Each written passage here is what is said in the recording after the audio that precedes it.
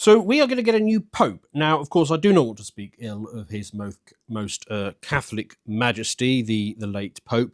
Although it would be fair to say he was a bit more on the progressive, a bit more on the liberal side than perhaps some of us may have preferred. However, the lineup of new potential popes is looking a little bit different, so it's worth potentially going through them because, of course, the Catholic Church retains to this day quite significant influence in world affairs. It has whatever it is, 1 billion devotees, and it's actually growing as well. I think it's gone up from 9% of the world population to about 12% of the world population. So they're doing something right, and hopefully, if we get a good conservative reactionary in there, we might hope for a cultural shift, if nothing else, emanating from Vatican City. So let's have a look at some of the runners and riders. The ex-pope very sadly passed away on Easter Monday. And basically, the rules say that after no fewer than 15 days, but no more than 20 days, there will be a conclave to elect a new pope. So only cardinals under the age of 80 are eligible to vote. And the conclave, when it comes together, will meet in the Sistine Chapel under strict secrecy. And basically, they will continue to vote until one candidate receives a 2/3 majority. At which time the successful cardinal is asked, do you accept your canonical election as supreme pontiff? And if he says yes, he gets to pick a name and off he goes doing his popery.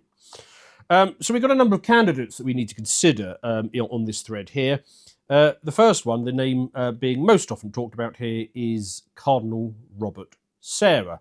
So he was born in 1945, meaning that, thank goodness he isn't a boomer, he's silent generation, and he's Ghanaian. So he was ordained as a priest in 1969. He became a bishop in 1979, the year I was born, and there he was Archbishop of Guinea for well over 20 years, during which time he frequently clashed with the Marxist dictators there. And it seems to have made him into something of an anti-Marxist, an anti-wokerite, which sounds good to me. He was made a cardinal by Benedict, the former but one pope, and he's known for his quite staunch defending of traditional Catholic values.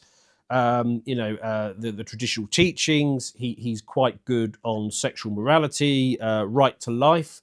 None of that abortion stuff in his eyes, and he seems all round reasonably sensible, this chap.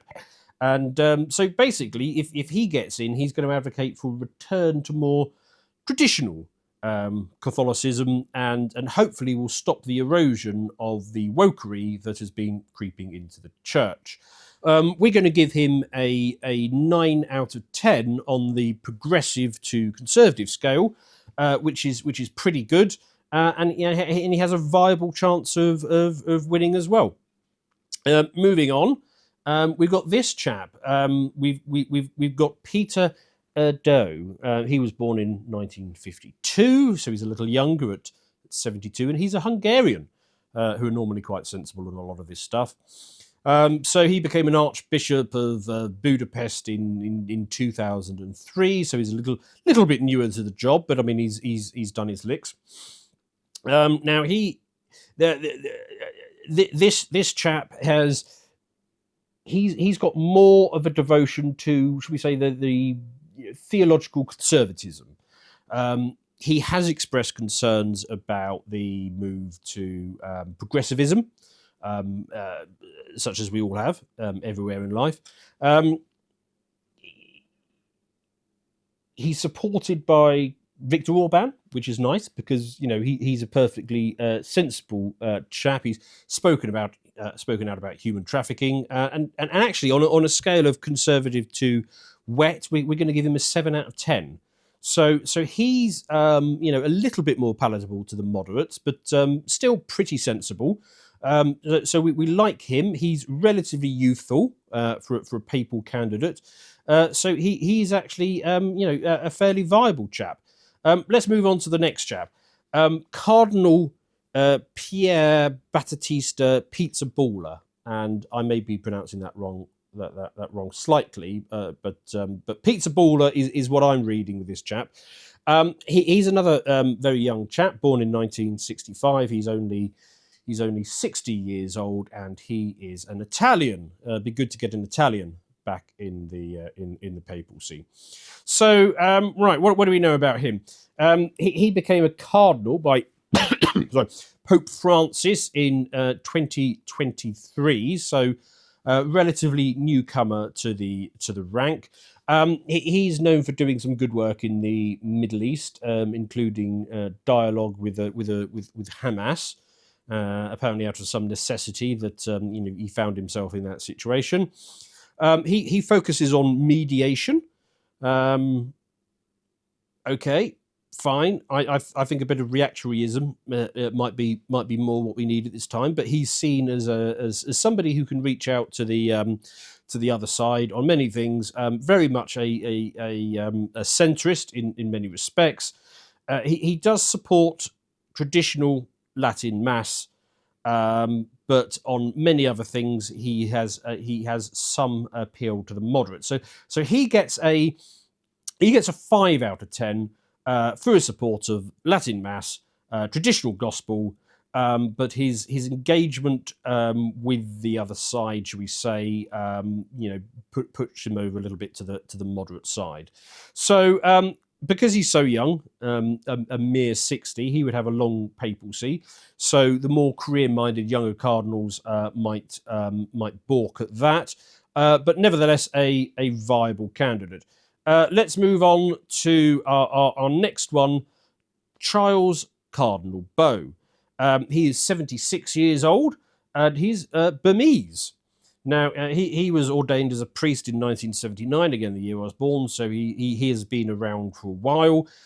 He was made a cardinal by Pope Francis in 2015, and he's been working out of Marimar ever since. So, Bow emphasizes devotion to Christ, Our Lady, the teachings of Jesus, as well, perhaps you might expect for a Catholic, and he's not spoken much on controversial issues,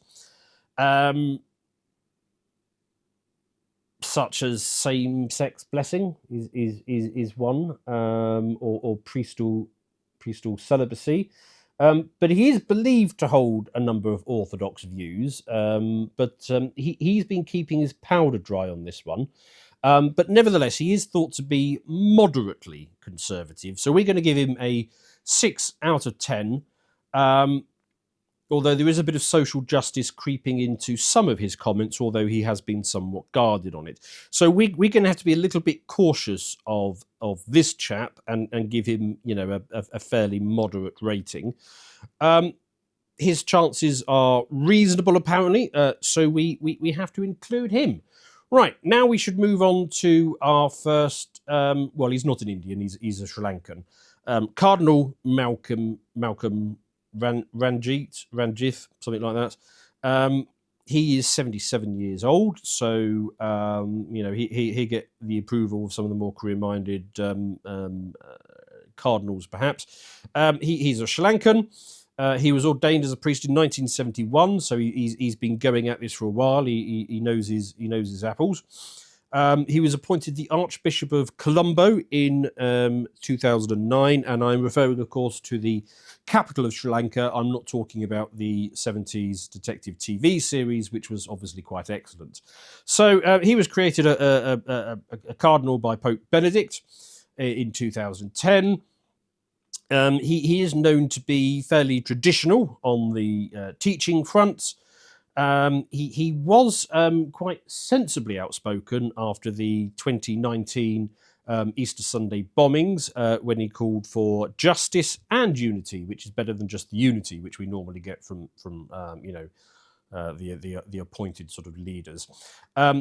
He's emphasised a return to more traditional doctrine, and he has been criticising excessive liberalism in the church, which sounds pretty good. So he actually gets an 8 out of 10 on the based to woke scale, which, could be a lot worse.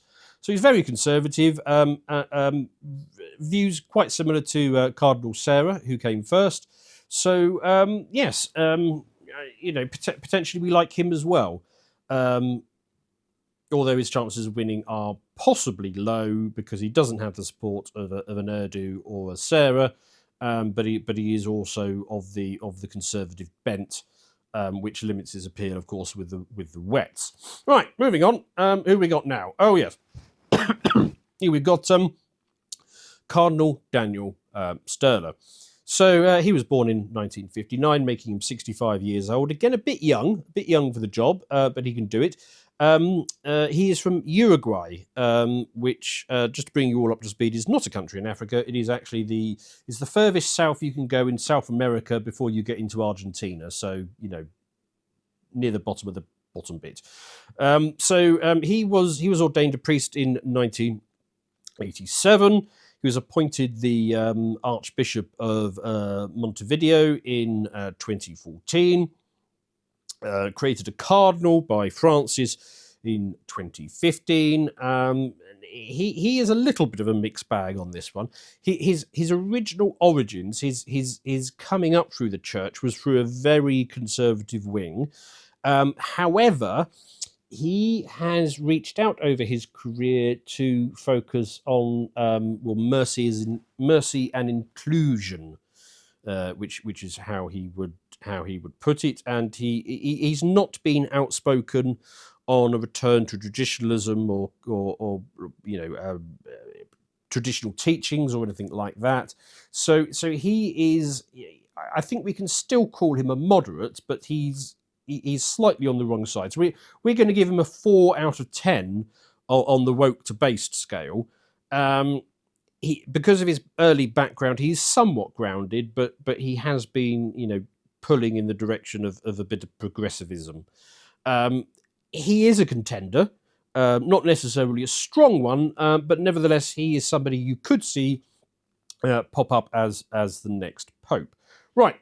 Who else have we got? Oh, yes, Cardinal William Goh, 67 years old, Singaporean.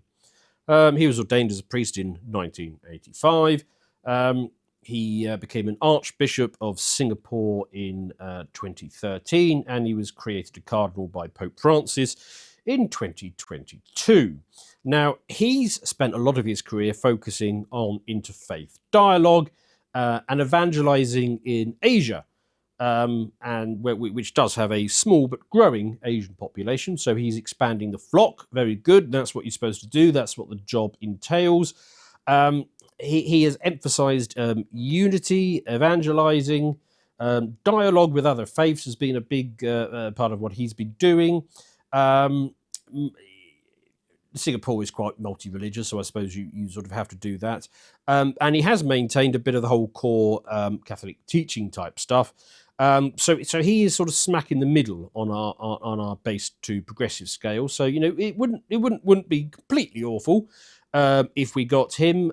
He has some backing, but sort of moderate to low chances there. Right. Next in our contenders is Cardinal William Elk, maybe Elk. I think I could. It's EIJK. I have no idea. But anyway, he's 71 and he's Dutch. So he was a medical doctor before doing the whole Catholic stuff. Well, I suppose he did a bit of Catholic stuff before. He became the Archbishop of Utrecht in 2007. And he was made a cardinal by Benedict in 2012. He's known for being, fairly conservative on his, actually reasonably conservative, actually, on his theological views. He's got a background in medical ethics, which he talks about often, and he's quite sensible on things like euthanasia and abortion, which would be a useful voice to have at a time when, obviously, Canada is trying to kill you if you dial incorrectly when you're phoning for your GP, and the UK is trying to bring it in here, and abortion is rampant and all that sort of stuff. So he could be quite a sensible voice. I like the cut of this man's jib. We're going to put him as an 8 out of 10 on our scale of runners and riders. He has maybe a moderate chance of winning. Apparently, he has some support. He does sort of lack global visibility, though. He hasn't been getting his name out there. So as long as that isn't too much of a problem, he's a contender. Who we got next? Oh, we got Cardinal Ambongo Besunuga, possibly. I could be getting that wrong. He's 65 years old. Another young chap. He's from the Democratic Republic of Congo. He was ordained a priest in 1988. He became the bishop of Boku Ikela, possibly, in 2004. He was appointed the Archbishop of Kinesha, somewhere in the Congo in 2018. He was made a cardinal by Francis in 2019. Now, he has spoken out often against government corruption, which I suppose you'd have to do if you're in the Congo, because there's quite a lot of that. He's been a vocal advocate for sort of justice and that sort of thing. He's also fairly outspoken on social justice and peace. I mean, I like the peace bit. Not a big fan of the social justice bit, but he's still an African, so he's not going to be too woke, is he? So he gets a 4 out of 10 for Ambongo because of his focus on social justice, which he's been sort of leaning into a bit. Moderate, decent chances actually for him. He's relatively youthful. He's been making a name for himself with his work on social justice, which of course the globalists like. So. And his face fits, so he's been doing the rounds. So it is not impossible that Mbongo is the next pope. Who we got next? Oh, here we go. We've got Cardinal Peter Turkson. He is a Ghanaian, I believe. He's 76 years old. He was made a priest in 1975. When did he? What was it? What was his career after that? Can't remember. We're too far into it now. So he was made a cardinal by John Paul in 2003. If you remember him from the little Pope mobile, it was a good one, that one. And so he is also focused on social justice, only perhaps a little bit more so. He also throws in there environmental stewardship. So he's on board with the green stuff as well, which is nice. So he gets a solid 3 out of 10 on our woke to based scale because he's a bit more woke, this one. So I think we prefer, if we're going to have an African, we probably prefer Sarah, don't we? But Turkson is a bit like, well, he's the opposite end of Sarah, only also an African. So there's that. His chances are a bit lower, though. I mean, he is African, so people are making the argument that maybe we need to go that way. Let's whiz through a couple more because I think we're getting into the longer end of the tail here. Cardinal Pietro Parolin, I believe it is. 70 years old, Italian. So there you go, Italian. That'd be good. It'd be good to have an Italian back in the papacy. He's been doing this for a while. I'll bottom line it for you. His chances of winning are actually, they're reasonable. They're reasonable apparently, but he's a 4 out of 10. So he is another progressive because of his. He's trying to be diplomatic. I mean, that's what he tends to focus on, but that involves hobnobbing with the globalists. So 4 out of 10 for him. And then finally, let's bottom line this. Oh yes, Matteo Zuppi. He's Zuppi, not Zippy. He is 69 years old. Another Italian. Very good. He became the Archbishop of Bologna in 2015. Where does he come down? Well, he is. If you wanted the wokest pope you could go for, you'd probably pick this chap. So he emphasises inclusion, mercy, and peace, with a side order of praise for the LGBTQ QI community, which is lovely. He's trying to get them more into the church. So if this guy becomes Pope, maybe we will have a transgender cardinal before very long. And he scores the absolute bottom of our rankings. He scores 1 out of 10 on the woke to based scale. And what are his chances of winning? Well, actually, reasonably high, because the progressive wing of the conclave would absolutely love to have Zuppi.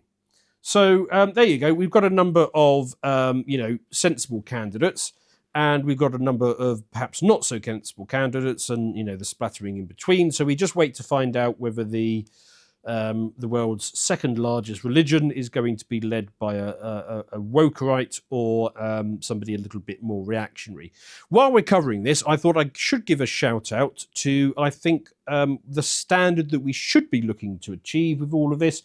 And that is, of course, if I can, this chap here, there we go, Pope Innocent the 11th. So Pope Innocent the 11th, he was born on the 16th of May, 1611, and he was 72 years old when he became the Pope. Now, what are his career highlights? Well, he was quite involved in the Battle of Vienna. He was instrumental in halting the Ottomans' expansion into Europe. He provided quite a lot of money and support to Emperor Leopold in order to, drive out the heathens. He was instrumental in the formation of the Holy League, which united the Holy Roman Empire, Poland, Venice, bits of Russia, to push back the Ottomans out of Hungary. You see why I think that maybe if we get one of the more based popes win, they might want to go for the name Pope Innocent and follow this chap's example.